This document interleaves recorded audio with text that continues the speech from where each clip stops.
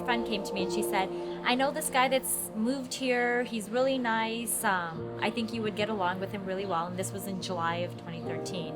And she said, I gave him your number. And I waited in July, I waited in August, September, October. I met her in the hospital one day on the elevator. There was probably 10 other people on the elevator at the time. But apparently she was so nervous that she had finally met me. She became super awkward and just started rambling on the elevator. No, I would do that right now really too. Awkward. And then in November, it was my sister's birthday, so we all went out, and he showed up towards the end of the night. And then the next day after, I said, oh, thank you for coming out. I texted him. And then immediately after that, he had 3 dates planned. He said, oh, do you want to go to yoga on this day? Do you want to grab coffee here? Do you want to go to dinner here? And then we finally made it out to our first date, which is a Sunday afternoon. We went out to coffee, and it was at Franklin Farmhouse.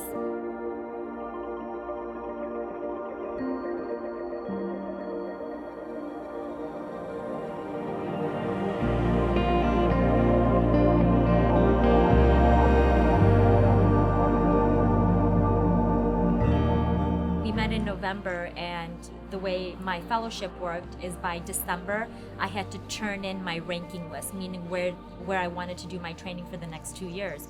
And so it was about a week after we went on our first date, which wasn't enough time for me to really get to know him, that I had to submit my list.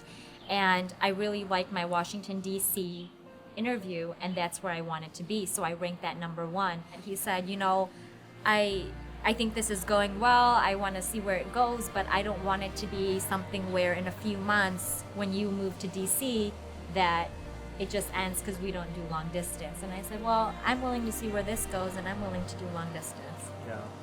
Yeah, and I think from that point onwards, once we made that kind of commitment, our relationship kind of blossomed from there. And by the time it was time for her to move, I mean, there was no question that she was the one for me.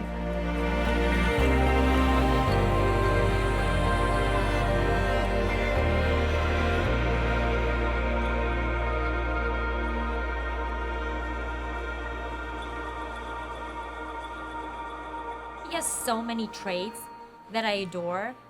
You know, I love how he's so family oriented. That was really important to me because I'm so family oriented too.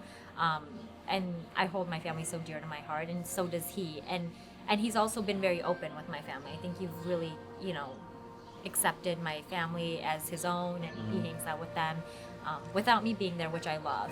And then, you know, he's a kind person. He's a gentle soul. Her kind nature is something that kind of shows through in the way she takes care of her patients, the way she treats people, you know, the way she goes out of her way just to kind of make someone's day better. And, you know, that's, you know, obviously something that was very attractive to me. And then food, she's an amazing cook. So that's a trait that I've come to fall in love with. I think you know, right? It's so weird how that happens, right? Yeah, like you just know something just feels right, and it's really hard to explain. And I know it sounds so cliche when people say, oh, you know, but it really is something like that, how natural things just flow and how comfortable you feel with somebody.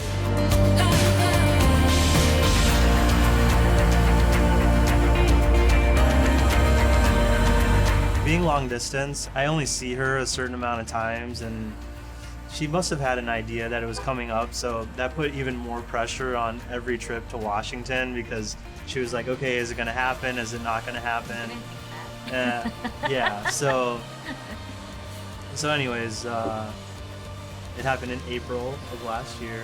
He took me to the sculpture gardens, which we had gone to before, and he walks over and there's a specific sculpture that says love on it. Amor, and so he walks over there, and as he's walking there, he starts saying very sweet things, and then I know immediately what's happening.